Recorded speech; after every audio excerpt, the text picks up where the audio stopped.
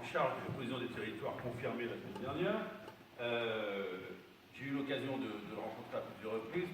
On a quelques dossiers en Eure-et-Loire, notamment le problème de Cœur-de-Ville. Vous savez qu'il y a Châteauneuf qui a résisté à l'envahisseur, donc en clair, je ne désespère pas de faire rentrer la ville de Châteauneuf avec Cœur-de-Ville, mais c'est une autre question. Vous savez que je vous ai écrit, chers collègues, je suis celui qui a déposé la proposition de loi qui a permis la préfiguration de l'Agence nationale des cohésions des territoires. Enfin, elle va naître. Et dans cette agence de cohésion des territoires, je voyais 4 dimensions. La téléphonie mobile, naturellement le phonémique, le numérique, le problème de l'accès aux soins, non pas une marotte, mais malheureusement un sujet donc, qui est pour nous extrêmement prégnant. Et une 4e dimension, et là je sais que vous l'avez à cœur également, c'est l'affaire des services publics. Et puis pour tout vous dire, mais sans jamais être désagréable avec l'État, vous savez, j'ai envoyé une petite lettre au président de la République pour dire qu'il fallait peut-être s'occuper un peu de notre territoire. Et l'État, dans ce département, que ce soit la préfète, on ne se connaît pas encore, mais je peux témoigner devant tout le monde de votre réactivité à peine arrivée. On a déjà échangé 2-3 fois. Vous m'avez dit si je peux venir à la réunion, je me libère. Vous êtes là, je vous dis merci. C'est bien. On ne va pas tout résoudre. On va voir comment on va trouver une articulation intelligente avec ce que veut faire le département. Donc il va falloir la créer. Donc, peut-être que les conseillers départementaux, donc j'ai lu dans la presse qu'ils étaient informés aujourd'hui, donc j'imagine qu'ils pourront nous expliquer quelle est la véritable ambition départementale, comment, surtout, ça s'articule. Je vous ai appris à connaître un peu tout cela.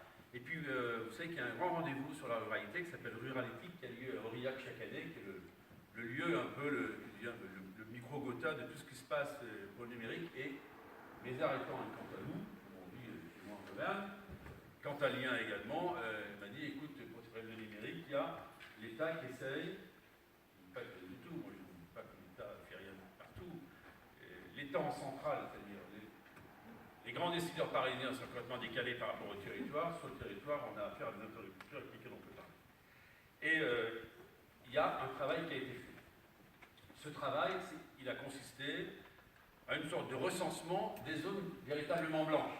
Permettez-moi de revenir 3 ans en arrière, lorsque le président de la République était ministre de l'économie et des finances. Et dans la loi Macron, il y avait déjà l'identification d'un certain nombre de zones blanches. Alors quand je regarde le maire de la commune de Moléan, face à moi, alors là, vous vous dites, on demande son départ dans le Far West, c'est à peu près ça. Non mais, je parle très sérieusement. Et donc, ça partait d'une bonne idée. Simplement, les critères tels qu'ils avaient été définis étaient les critères de l'ARCEP, la fameuse organisme donc, qui est chargée de la régulation de tout cela, mais avec des critères qui étaient complètement déconnectés de la réalité qui avait été imaginée dans les bureaux parisiens où la moquette très épaisse et le très haut débit fait qu'on n'est pas au courant de tout.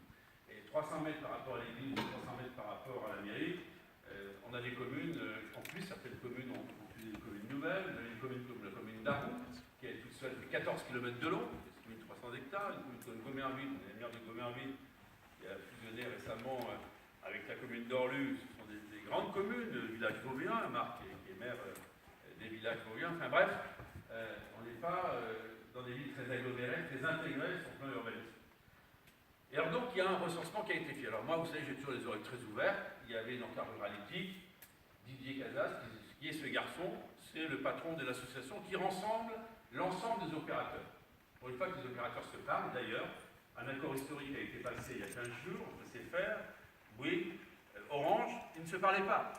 C'était la guerre nucléaire, et on l'a vécu. Les maires ici ont fait des schémas d'interconnexion d'eau potable. Nous, sur la commune de Lemay, on s'est bagarré pour qu'il y ait une antenne qui soit payée par les trois. Non, on leur a dit, sinon il n'y aura pas d'accès sur Châteauneuf. Et je sais que les collègues ont fait pareil.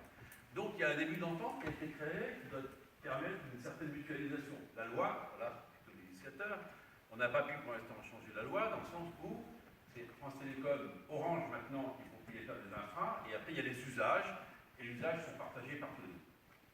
Mais les opérateurs viennent de changer de braquet. Je dois vous donner cette information, on doit changer un peu d'optique. Pourquoi? Les élus du Grand Châteauneuf, Bruno Perry est là, le sait, tous les collègues, on avait fait valider, vous en souvenez, en conseil communautaire, un plan ambitieux pour le très haut débit, 30 millions d'euros, dans le Bonne-Vallée, c'est grosso modo 14 millions, avec un résiduel insupportable pour nous, monsieur le sous-préfet. 6 millions d'euros pour le Grand Châteauneuf pour mettre de la fibre à l'habitant. On ne peut pas imaginer qu'on va encore aggraver des fractures territoriales entre ceux qui ont la fibre et ceux qui n'ont pas la fibre. Bon, reconnaissons quand même que le département de Eure-et-Loire avait été pionnier, lorsque la mairie de Montgolfier présidait le département, pour faire en sorte qu'il y ait des montées en débit et maintenant de la fibre, mais là, on n'est pas au bout du chemin. Alors, concernant la téléphonie, ce qui qui m'a interpellé, c'est qu'à cette table ronde, on nous dit qu'on a un atlas absolument formidable, où on a recensé, je vous vois sourire, où on voit recenser toutes les zones blanches. Et je me suis dit, mais Eureka